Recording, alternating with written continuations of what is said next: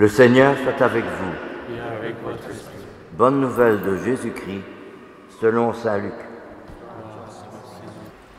En ce temps-là, la foule se pressait autour de Jésus pour écouter la parole de Dieu, tandis que Jésus se tenait au bord du lac de Génézareth.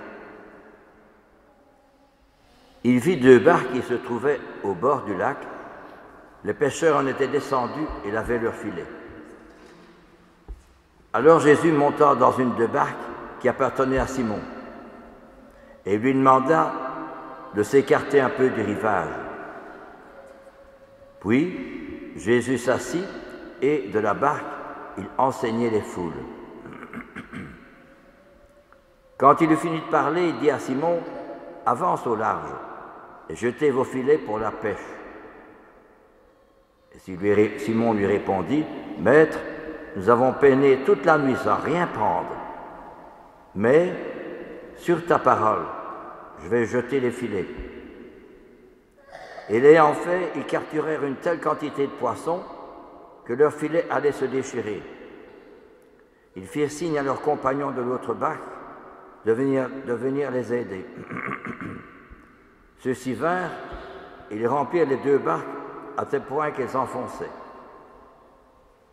À cette vue, Simon-Pierre tomba aux genoux de Jésus en disant, « Éloigne-toi de moi, Seigneur, car je suis un homme pécheur. » En effet, un grand effroi l'avait saisi, lui et tous ceux qui étaient avec lui, devant la quantité de poissons qu'ils avaient pêchés. Et de même Jacques et Jean, fils de Zébédée, les associés de Simon. Alors Jésus dit à Simon, « Sois sans crainte, désormais ce sont des hommes que tu prendras. » Alors ils ramenèrent les barques au rivage, et laissant tout, ils suivirent Jésus. Acclamons la parole de Dieu. Louange à toi, Seigneur Jésus. C'est un très bel évangile qui nous est proposé à notre méditation ce dimanche. C'est un évangile qui comprend les différentes caractéristiques et les vrais critères de la foi. Premièrement, Jésus parle, il enseignait. Et la foule se presse pour écouter la parole de Dieu. Donc d'une part, écouter la parole de Dieu, faire silence en moi, ou écouter ce que Jésus a à me dire. Il a une parole personnelle à m'adresser. Deuxièmement,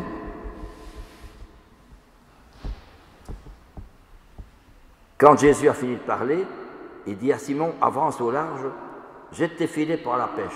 Ce qui veut dire, deuxièmement, la vocation. Jésus m'appelle, pas seulement monsieur curé ou tel prêtre, non, ou telle personne, il m'appelle moi personnellement. La foi, c'est une rencontre personnelle entre Jésus et moi. Ce n'est pas des idées, des raisonnements, donc c'est quelqu'un qui m'appelle. Ça, c'est deuxième chose. Avance au large et jette tes filets pour la pêche. Et Simon lui répond, on a peiné toute la nuit sans rien prendre, mais parce que tu le dis, je vais le faire. J'ai travaillé, j'ai fait ceci, je ne vois aucun résultat de ce que je fais. Ça ne sert à rien. Mais parce que tu le dis, je le fais. Troisième chose, parce que le Seigneur me le demande, je le fais. J'ai toutes les raisons d'abandonner, j'ai toutes les raisons de quitter, j'ai toute la raison de dire ça ne sert à rien, je perds mon temps. Parce qu'il m'appelle, je le fais. Quatrième chose, ils capturèrent une telle quantité de poissons que leurs filets allaient se déchirer.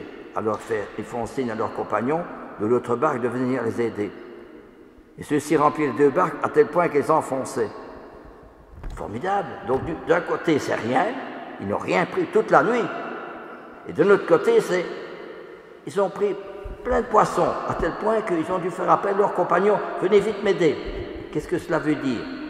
Ça veut dire que si j'écoute la parole du Seigneur et que je dis au Seigneur oui, alors troisièmement, il y a le miracle.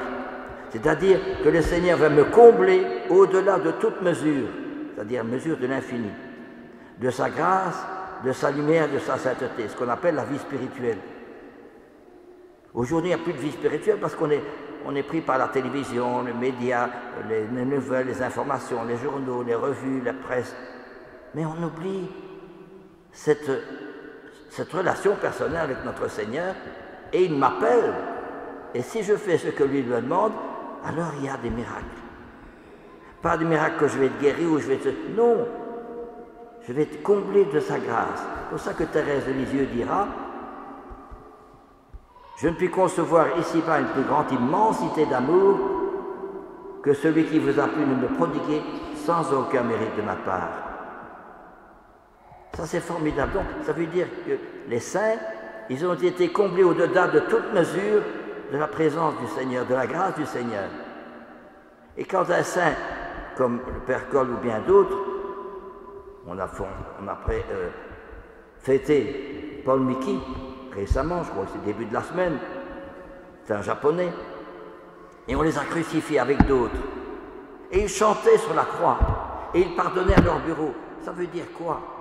Ça veut dire que la grâce qui est en eux est plus forte que la souffrance qu'ils ressentaient. Mais vous, ça c'est, il n'y a rien, et alors il y a tout. Le paradoxe. Et alors je continue. À cette vue, Simon-Pierre tombe aux genoux de Jésus en disant: éloigne-toi de moi, Seigneur, je suis un pécheur. Un grand effroi l'avait saisi, ainsi que tous ceux qui étaient avec lui. C'est-à-dire que quand je découvre toute cette lumière, ces grâces, cet amour que le Seigneur me comble, je suis émerveillé. C'est plus beau que tout ce qui se passe, que toutes les mauvaises nouvelles, la guerre ici, etc., et des tueries en Bruxelles, etc. C'est plus beau, c'est encore plus formidable. Alors, justement, eh bien, je suis saisi d'effroi, d'émerveillement. Et alors, je tombe à genoux aux pieds de Jésus. Éloigne-toi de moi, je suis pécheur. C'est-à-dire que je découvre que je suis pécheur par rapport à la grandeur, à la majesté, à la sainteté de Jésus qui me comble. Et je découvre que, mais moi, que je suis pécheur. Parce que le pécheur, c'est tout ce que j'ai offensé le bon Dieu en ne croyant pas à son appel. Je passe, j'oublie, je prie par ceci, à la télévision, il y a ceci, il y a encore une course à faire, le repas à préparer, il y a la vaisselle à faire, il y a l'entretien. Mais j'oublie. On est pris par le matérialisme et on oublie qu'il y a quelqu'un qui m'appelle. C'est ça la foi. C'est avoir cette relation personnelle entre lui, Jésus et moi. S'il n'y a pas ça, qu'est-ce qu'on vient faire ici à l'église? Comprenez? La déchristianisation commence par il n'y a plus de feu, il n'y a plus de vie intérieure, il n'y a plus de relation entre Jésus et moi. Je ne fais pas l'expérience de quelqu'un qui m'empoigne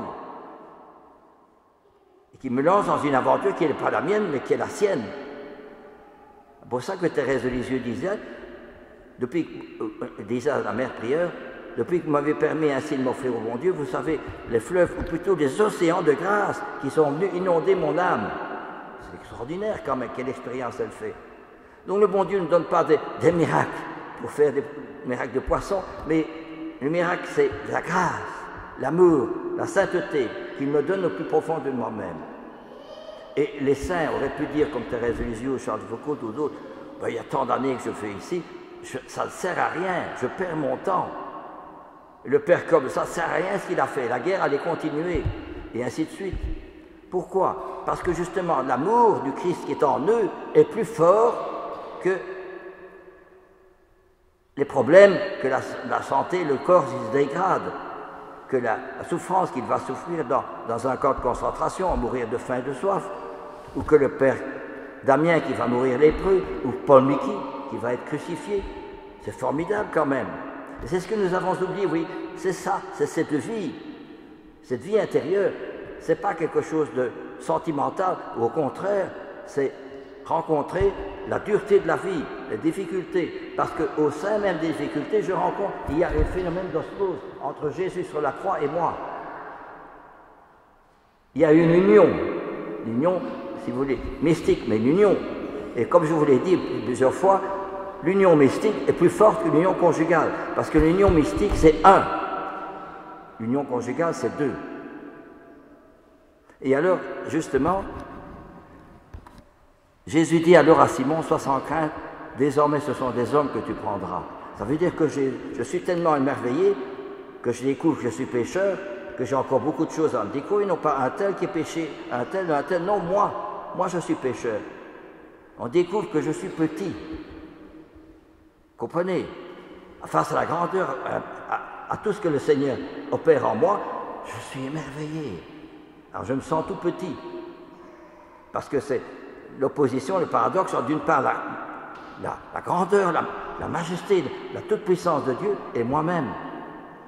Et alors, Jésus dit à Pierre, désormais ce sont des hommes que tu prendras. Ça veut dire que je vais devenir, toutes les personnes que je connais, je voudrais bien qu'elles aussi soient touchées par la grâce du bon Dieu. Je ne vais pas aller avec une arme en disant « soyez chrétiens ». Non, c'est par les moyens que Jésus a employés que je vais sauver les âmes, c'est-à-dire par la prière et le sacrifice. C'est tout le paradoxe, voyez-vous. Et alors, les apôtres, qu'est-ce qu'ils font? Ils laissent tout, ils suivent Jésus. Ça veut dire qu'il y a tout ce que j'avais, point de vue matériel, télévision, vidéo, chaîne IFI, etc. Eh bien, tout ça, je quitte. Ça ne veut pas dire que je ne prends pas une télévision chez moi, mais bon, j'écoute la radio de temps en temps, mais ça veut dire qu'il y a à l'intime de moi-même une rupture, un radicalisme pour suivre Jésus. Eh bien, c'est ce que nous dit la première lecture qui est magnifique, quand la mort du roi Oséas, Isaïe voit le Seigneur dans le temple. Il est émerveillé, et il dit, il entend ces paroles, « Saint, Saint, Saint, le Seigneur de l'univers, toute la terre est remplie de sa gloire. » C'est ce qu'on chante au 5 tous. Mais on ne sait plus ce que ça veut dire. Isaïe est transformé, il voit la gloire de Dieu. Les pivots des portes se mettent à trembler à la voix de celui qui criait, et le temple se remplissait de fumée. Alors il dit, « Malheur à moi, je suis perdu. » C'est comme Pierre. « Je suis pécheur, Seigneur, tombe aux pieds de Jésus. » Mais oui, c'est existentiel, ça, ce n'est pas des raisonnements. Et alors, justement, l'un des séraphins vole vers moi, tenant un charbon brûlant qu'il avait pris à des princes d'hôtel, et il dit, « Ceci a touché tes lèvres, maintenant ta faute est enlevée et ton péché est pardonné. » Mais bien sûr, Jésus vient me pardonner mes fautes.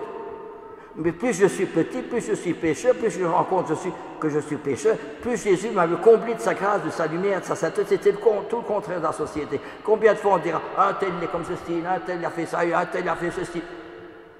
Mais moi, si je découvre la grandeur, la miséricorde, l'amour du bon Dieu, je suis transformé, et je me sens bien plus petit que tous les autres. C'est le paradoxe. Mais étant petit, je découvre la lumière. Je découvre la paix, je découvre l'amour. Et c'est ce que nous dit la seconde lecture. Je vous rappelle la bonne nouvelle que je vous ai annoncée. Cet évangile, vous l'avez reçu. C'est Saint Paul qui dit ça. Le Christ est mort pour nos péchés, conformément aux Écritures. Il est apparu à Jacques, il est apparu à l'avortement, quand je suis, ça veut dire, Saint Paul reprend aussi qu'il y a une relation personnelle entre Jésus et lui, entre Jésus et les apôtres, entre Jésus et les saints, qu'ils ont été transformés. Ce qui veut dire que la foi, ça me transforme. Comme quelqu'un qui aime bien les voitures, quelqu'un qui aime bien le cinéma, eh bien, il est transformé, il est passionné par cela. Eh bien, la même chose, si je rencontre Jésus, je deviens passionné. On raconte dans la vie du Père Leb, je parlerai une fois du Père Leb, c'est un prêtre belge qui est allé en Chine. Et quand il venait parler ici, en Belgique, il devait s'arrêter dans différentes gares. Mais il ne dormait presque pas, ce qui fait quand il entrait dans le train, il dormait dans le train et il passait l'arrêt où il devait aller, il arrivait au chef de gare, il dit, où est-ce que je suis? Ah ben monsieur, vous avez dépassé la gare, il faut aller plus loin, vous auriez dû dépasser. Puis il prenait le train dans le sens inverse, puis il dormait encore. Ça veut dire que l'amour du Christ qui est en lui, ne laissait pas tranquille, il brûlait tout le temps. Vous comprenez? Et c'est ça qui est formidable, voyez-vous. Je me suis donné de la peine plus que tous les autres. À vrai dire, ce n'est pas moi, c'est la grâce de Dieu en moi, encore une fois la grâce. Eh bien, voyez-vous, sur les différents traits, c'est magnifique, Quand on prend ça, c'est splendide, Voyez-vous, c'est ça qui est formidable. Donc, Jésus parle, et puis il dit à Pierre, j'ai tes filets, j'ai travaillé toute la nuit, j'ai rien pris. Moi aussi, j'ai tant prié pour guérir ceci, j'ai fait tant de prières, j'ai rien obtenu. J'ai tes filets. Parce que tu le dis, Seigneur, je le fais, mais je n'y crois pas. Et alors, ils prennent telle quantité de poissons qui font signe à leurs compagnons. Ça veut dire que si je prends le Christ au sérieux, je suis sûr que je vais être comblé, au-delà de toute mesure, d'un amour infini. Lisez la vie des saints, vous ne trouvez pas autre chose. Hein? Ils n'ont rien de ce que nous avons, mais ils sont comblés de joie. C'est ça qui est paradoxal. Et alors, justement, ils font signe à leurs compagnons de venir les aider. Et alors, Pierre tombe aux genoux de Jésus. Éloigne-toi de moi, je suis pécheur. Quand je découvre l'amour de Dieu, je découvre que je suis, non pas un tel qui a plein de défauts, celui-là. Non, moi, je suis plein de défauts. Moi, je suis pécheur. Moi, parce que je découvre la petitesse. Parce que je suis petit, je suis comblé de sa grâce. C'est tout le contraire de la société. Nous cherchons toujours la première place, les honneurs, la richesse, le confort, le matériel, les voitures, les vacances. Mais eux pas. Ils sont au comble de la justesse. Pourquoi? Ils sont déjà un pied dans le ciel. Ils ont perdu le sens du ciel. Et alors, justement, Jésus lui dit à Pierre, désormais ce sont des hommes que tu prendras. Comme Thérèse, j'ai entendu l'appel de Jésus, j'ai soif. Il m'a donné la soif des âmes. C'est formidable, la soif des âmes.